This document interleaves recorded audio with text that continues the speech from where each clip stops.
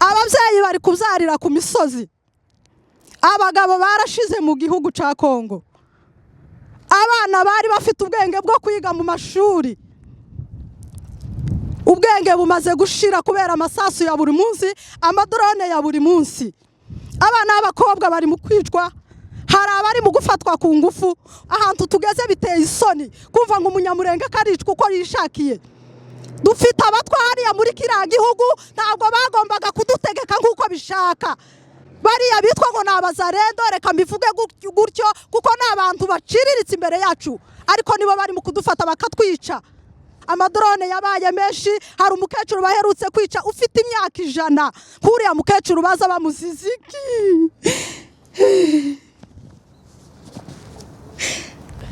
Umukecuru w'imyaka 100 baza bamuziziki, ntashoboye kuja kurasana. Ntabwo twifuza kubona umugore w'umunyamurenge abyarira hanze, dufite ibitaro bagomba kubyariramo. Turasaba Imana kugira ngo idufashe.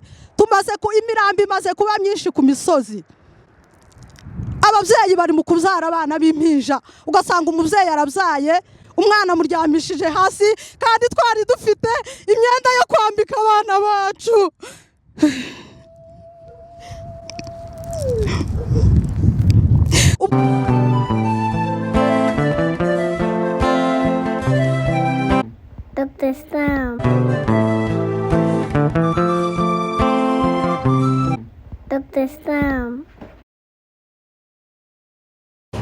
Government of Congo, stop killing Banyamulenge women.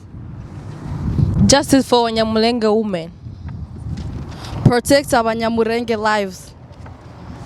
Stop killing Banyamulenge. Stop genocide against Banyamulenge in Congo. Banyamulenge in Congo are dying.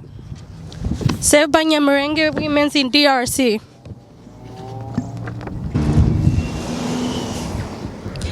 Uyu munsi twaje kwamagana akarengane dufite ku bwoko bw'Abanyamulenge.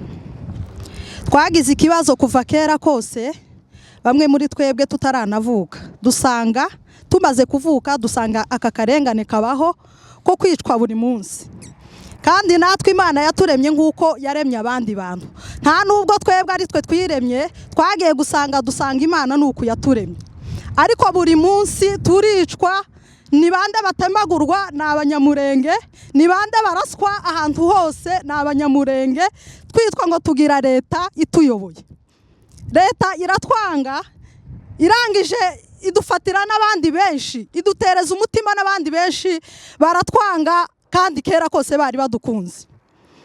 Ntabwo ari twebwe twiremye, kuba dusa gutya ni Imana yaturemye. Ababyeyi bari kubyarira ku misozi, abagabo barashize mu gihugu ca Kongo, abana bari bafite ubwenge bwo kwiga mu mashuri, ubwenge bumaze gushira kubera amasasu ya buri munsi, amadrone ya buri munsi. Abana b'abakobwa bari mu kwicwa, hari abari mu gufatwa ku ngufu. Ubwoko bwacu bw'Abanyamulenge ico kintu ntabwo cigeze kutubaho, ariko muri iki gihe, muri iyi myaka yose tumaze yose turi mu kaga, imyaka yaje kugera 9, turasaba uburenganzira bwacu, kubera tugeze ahantu twumva yuko naho bigeze. Turasaba Imana, mukiva amahanga atakitwumva cyangwa se adashaka kudutabara. Turasaba Imana kugira ngo idufashe. Tumaze ku imirambi imaze kuba myinshi ku misozi, ababyeyi bari mu kubyara abana b'impinja, ugasanga umubyeyi arabyaye, umwana muryamishije hasi, kandi twari dufite imyenda yo kwambika abana bacu.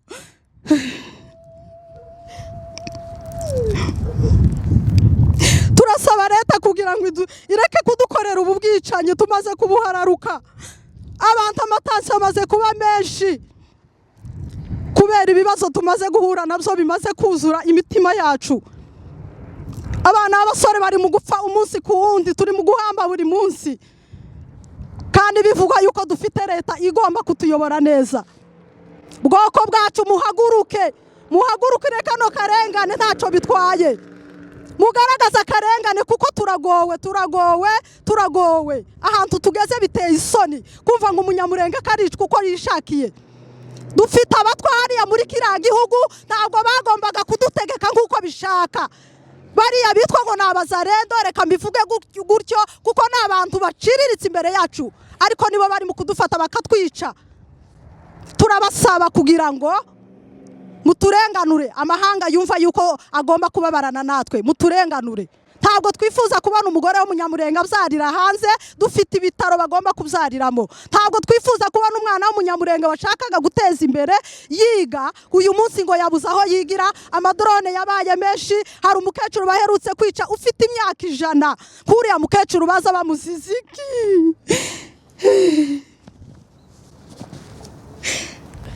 Umukecuru w'imyaka 100 baza bamuziziki, ntashoboye kuja kurasana. Hari abagore biciwe ku misozi bagiye gushakira abana ibiryo, barabafata barabica barabatemagura. Ako n'agahinda tugendana uyu munsi.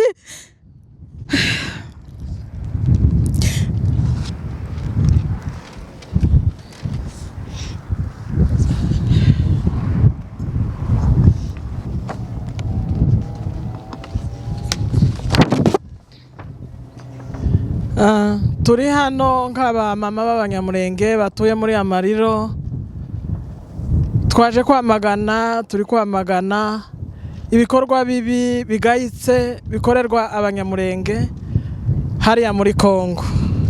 Ni ibikorwa bibi, turababaye cyane, turababaye, dufite agahinda. Abamama baha muri Amerika muri Amariro, twaje kwamagana. Mu minembwe iwacu habaga amahoro, twagiraga amahoro, ntitugira ikibazo n'abandi bantu, turaturanye n'abaturanyi bacu neza, twabanye neza.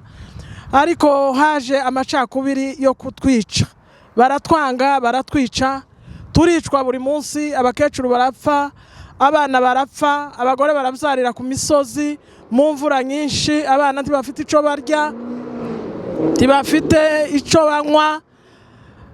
Dufite agahinda, dufite agahinda. Turatabaza amahanga ngo atwumve, adutabare, adutabare. Turatabaza, abantu bacu barashize, ntitugira abagabo barashize, abapfakazi babaye benshi, n'imfubyi zuzuye hari ahantu mu minembwe. Mu minembwe ni igihugu kiri aho ngaho nk'ibindi bihugu, ni umujyi nk'iyindi migi, nta kindi kibazo. Abanyamurenge ntibageze barasana, abanyamurenge ntibari bazi ubwicanyi, ariko leta yacu niyo yatwishe, niyo yatwinjiranye, niyo yatwanze. Leta Gisegeti turababwiye ngo mwabantu mwe, Gisegeti mudutabare, mubuze Gisegeti areke kwica abantu biwayoboye. Arabayoboye, yarabayoboye neza mbere hose, ariko yaraduhindutse, yaratwanze. Ubwoko bw'abanyamurenge ko turazira uko dusa, uko Imana yaturemye, uko tumeze. Turatabaza ngo badutabare nyabona. Turagowe, dufite agahinda, dufite agahinda k'abana bacu barashize, barumuna bacu barashize, ababyeyi bari mu kaga, nukuri. Turatabaza amahanga nadutabare, natwunamure hiriya nkota, natubwirire Gisegeti adukurire hiriya nkota yadushizeho.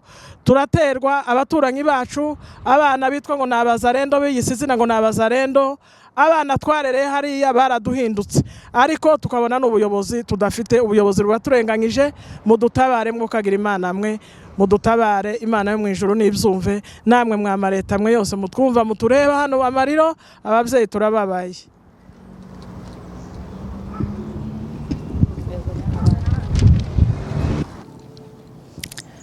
Uyu munsi hano iwacu Amariro muri Texas, uyu munsi ku isi hose ni umunsi mukuru w'abamama b'ababyeyi. Ni umunsi wo kwinezeza, ni umunsi wo kwishima, ni umunsi abatware bazagurira abadame babo amagifte kugira ngo banezerwe. Ariko uyu munsi twebwe kubera agahinda n'umubabaro dufite umubabaro mwinshi w'ubwoko bwacu, tuzira uko dusa. Iwacu iri Murenge uyu munsi wa none, kuva mbayeho iyi myaka mfite imyaka myinshi cyane, n'amateka ababyeyi bacu bazaga batubwira ibintu nabonye nabonye ubu ngubu muri aya mezi ntabwo nigeze mbibona kandi ntabwo nigeze nzumva ku bwoko bwacu. Iri iwacu ruguru amadrone arimo kwica akikubita ku mazu akica abantu,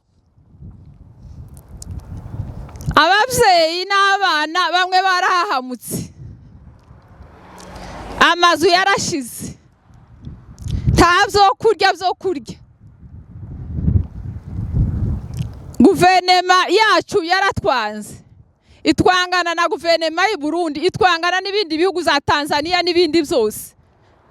Perezida wacu yagumye kwiyambaza ibihugu byinshi kugira ngo baze barimbure ubwoko bwacu. Abanyamulenge kuva mbayeho titwangana, nta bwoko twanga, tuzatubana n'abandi neza amahoro.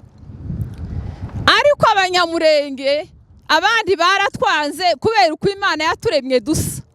Nta muntu wese uzushakisha uko Imana imurema. Twese abantu bose Imana yaremye yaraturemye idukunda, ariko abantu baratwanga, banga kuko turi abatutsi, bakavuga ngo batwice baturangize badukure ku isi, kandi Imana ariyo yaturemye. None turiyambaza amahanga. Ibintu bikorerwa iwacu biteye agahinda kenshi. Ababyeyi b'abakecuru imyaka 100 bari mu gusigara, bakabatema amaboko, bakabatema amaguru. Ibikorerwa hari iwacu biteye agahinda kenshi cyane. Ababyeyi bari mu kwirukanka bagahunga n'abana, bakabura icyo babagaburira, bakabura ibyo kurya byo kugaburira abana, bakaja ku misozi.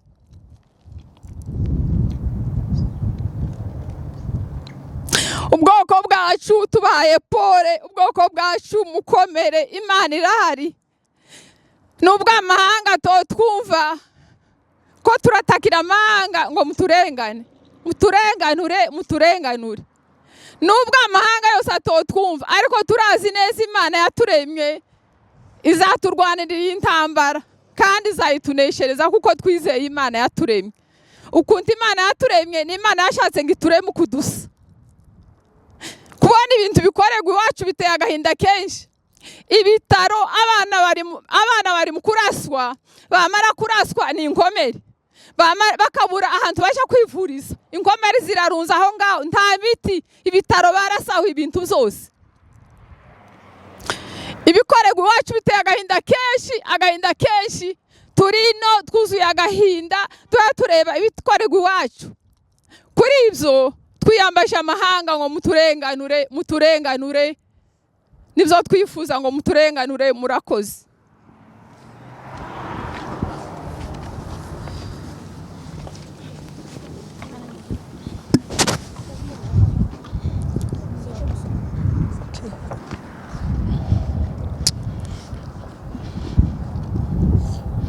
Turababaye kuri uyu munsi mukuru w'abamama.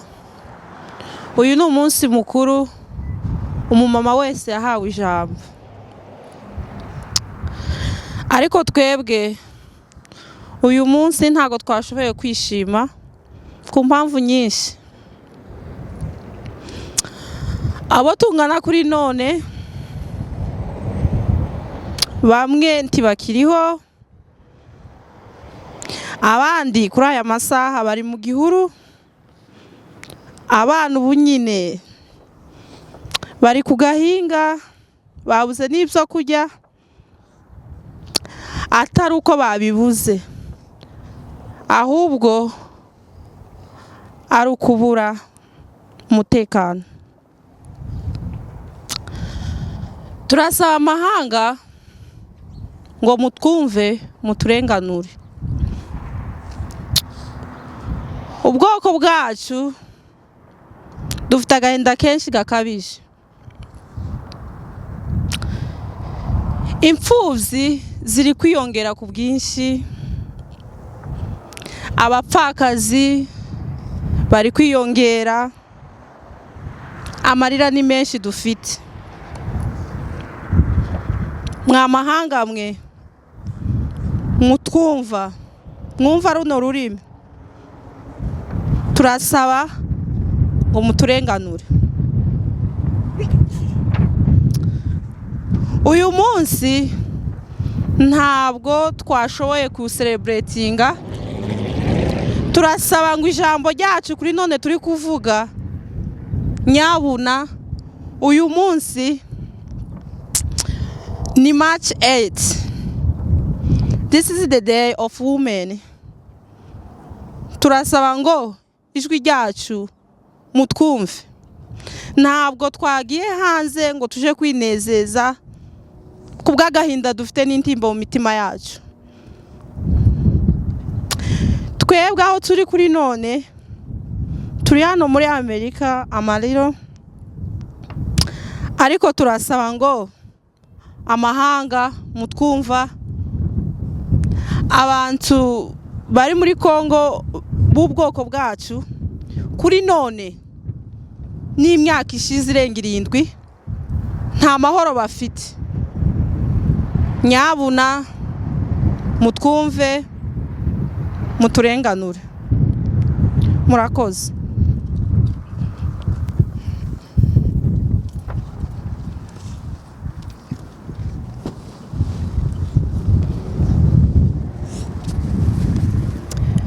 Turi hano muri uyu muhana wacu.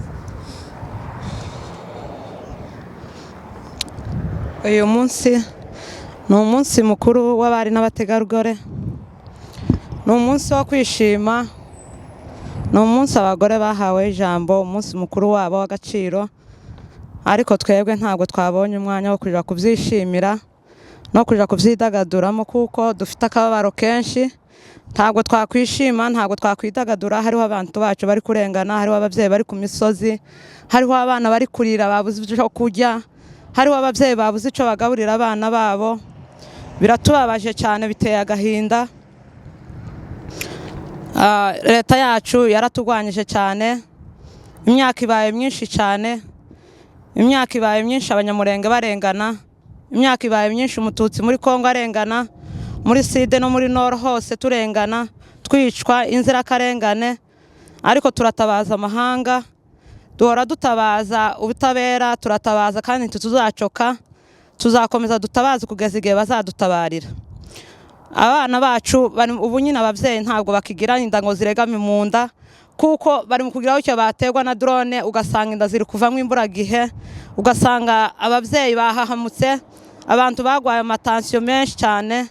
Ariko turatabaza cyane, dutabaza amahanga, dutabaza ubutabera kugira ngo buturenganure, budukure muri aka kababaro, budukure muri aka gahinda abanyamurenge tumaranye igihe kirekire tubabaye.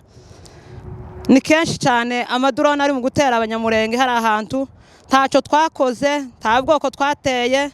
Abaturanyi bacu twarabakamiye amata, twarabagaburiye, twagaburiye abana babo, tubaheza amata, turabondora. Ariko ubu nyine nibo baduhindutse, ba mayimayi, abazarendo. Leta yacu ya Kongo yaraduhagurukiye, iduhagurukana n'amahanga menshi cyane. Baraduhagurukira, nta kintu na kimwe twatanga, nta kintu na kimwe twakoze. Ariko amahanga yarahagurutse ku bwacu kugira ngo abashe kutwica turimbure. Ariko turasaba ubutabera kugira ngo budutabare, ubutabera buze burenganure buno bwoko buri kurengana, ubu bwoko bwaheze mu misozi. Abanyamurenge bamaze imyaka myinshi cyane barakuwe mu byabo, baranyazwe ibyabo byose. Abana bari gupfa inzirakarengane, abagabo bamaze gupfa ari benshi cyane, abapfakazi ni benshi, tumaze kugwiza benshi. Ariko turasaba ubutabera butwumva, bashe kuturenganura muri aka karengane. Ni imyaka myinshi cyane abanyamurenge tubabaye, mudutabare. Uyu munsi twari bwinezeze, turi muri Amerika, dufite ifaranga kandi twari tuzifite koko zo kugenda kurya no kwinezeza na famiye zacu. Ariko ubu nyine turababaye nkuko mubibona, ibi ni ibikorwa twakoreye muri amariro. Rero turabasaba ubutabera, mwobona mufite imbaraga, mufite ubushobozi. Twebwe ntacyo twokora, twahunze iwacu kubera iyi ntambara. Turaza hano muri amariro, tuza gusaba uburenganzira, tuza gusaba kugira ngo tube impunzi za hano muri Amerika. Ariko kandi nabo twasize nabo bari bishwa none nejo. None turasaba, dore dufite abana twahetse mu gihongo kubera ko ntitwabonye uko tusiga abana. Ariko turabinginze ubutabera muturenganure. Reka dusenge kugira ngo tubwire Imana nayo ibane natwe kandi ikomeze imitima yacu, kuko twagize agahinda kenshi gatuma n'ibyo twakorera hano tutobishobora ariko Imana niyo izi ishobora byose kandi niyo twizeye n'ahandi abandi bari turizera ko Imana izabafasha kandi turasaba ubuyobozi bwa hano muri Amerika nabwo budufashe kugira ngo turebe ko bo turenganura. Sawa murakoze, reka dusenge. Mana turagushimiye, dushimiye ineza yawe n'ubuntu bwawe, dushimiye twebwe wasevinze cyangwa se wabonye ko tuba bamwe mu kuvugira ubwoko. Uyu munsi Mwami Yesu twari bunezerwe, ariko Mwami Yesu dufite agahinda mu mitima yacu kuko abiwacu bari gupfa none n'ejo tuzira uko twavutse ntacyo twatanze kugira ngo tube turi uko turi uyu munsi. Rero turakwingize kugira ngo ukomeze urebe abiwacu bari hirya no hino bishwa mu minembwe. Mwami Yesu ku ndondo barahunze ahantu hose, bishwa n'amadrone, bakicwa n'abamayimayi, bakicwa n'abaturanyi bari batuzi neza, batumazeho ibintu Mana, ariko nta kundi twogira tutakubwiye. Ni wowe tutatwiyambaza mu bibazo byose, twatakiye amahanga, ariko Mwami Yesu ni wowe wakora byose kandi ukatunezeza, ukonezeza imitima yacu kandi ugatarura ubwoko bwacu bukaboneka, twasubira iwacu tukaja kunezerwa iwacu. Ariko Mwami Yesu ntitwashobora kujayo kubera ko twicwa none no ejo, ariko turakwingiza kugira ngo imbaraga z'umwuka arizo zibana natwe kandi ukomeze imitima yacu. N'abandi duhaye pole abiwacu bose bakomeza kubabazwa no kwicwa buri munsi. Mana turagushimiye kuko ubyumvise kandi twizeye kuzabikora. Ni mu izina rya Yesu dusenze, amen. Distinguished guests, respected leaders, members of international communities, and my dear sisters and brothers. Today the world celebrated the International Women's Day, a day meant to honor the dignity, strength, and resilience of women everywhere. The International Women's Day is celebrated every March 8th to escalate gender parity while calling for action to challenge gender inequality, raise awareness on issues like the pay gap and violence against women, and foster unity. But for many women in my community, the Banyamulenge women of Democratic Republic of Congo, this day does not feel like a celebration. For them, this day feels like a cry for survival. Today, while many women celebrate progress, opportunity, and empowerment, Banyamulenge women are struggling simply to stay alive. They are mothers who wake up each morning not knowing if their children will live to see the next day. They are daughters whose bodies have been battlefields. They are grandmothers who have watched the entire village disappear in flames. Since 2017, more than 1,500 Banyamulenge people have lost their lives in violent attacks targeting our community. There are not just statistics behind the numbers or our faces, names, and stories. And behind many of those stories are women left alone.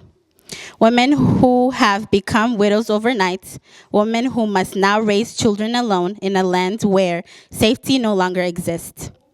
Today, the numbers of widows grows every week due to repetitive attacks against civilians Banyamulenge, and with it grow a generation of children who were forced to grow up in trauma and uncertainty.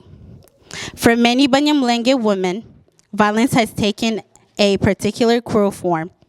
Women have been raped and brutalized by armed militias and government forces. Their bodies have been used as weapon of war. Sexual violence has been used to humiliate, terrorize, and destroy our community. For example, rape participated against Banyamulenge women are legions. For instance, on the 18th of April 2020, two Banyamulenge women by the names of Nyamwiza Francine and Nyamtarutwa Nyaziraj were tortured and killed by the Mai Mai after being subjected to the most atrocious form of torture and humiliating act of sexual violence. The graphic image of their mutilated bodies, reminiscent of tragic fate of many women in Rwanda during the 1994 genocide against the Tutsi, leave one without words. The victims were part of a group of half a dozen of women who left their precious place of refuge in Minembwe in desperation and headed to their neighboring village to harvest some food. On their journey, they were attacked by Mai Mai groups who captured 3 women and a man, Adonis Sebarinzi, who was also killed. Accounts from the sole female survivor, freed after intense negotiation, raised concerns about the ambitious roles played by some soldiers of the DRC regular army. FARDC in this, but also similar attacks that have been taking place for more than 5 years now. Many women now live with physical injuries, lifelong trauma, and diseases resulting from these assaults, and yet their suffering often remains invisible to the world. What makes this tragedy even deeper is that Banyamulenge women cannot even rely on the basic structures that normally protect civilians. To date, more than 550 villages have been destroyed. Over 131 schools have been burned. At least 41 health centers have been destroyed. This means children cannot learn, the sick cannot be treated, and mothers cannot protect their families. Even the very foundation of our survival have been attacked.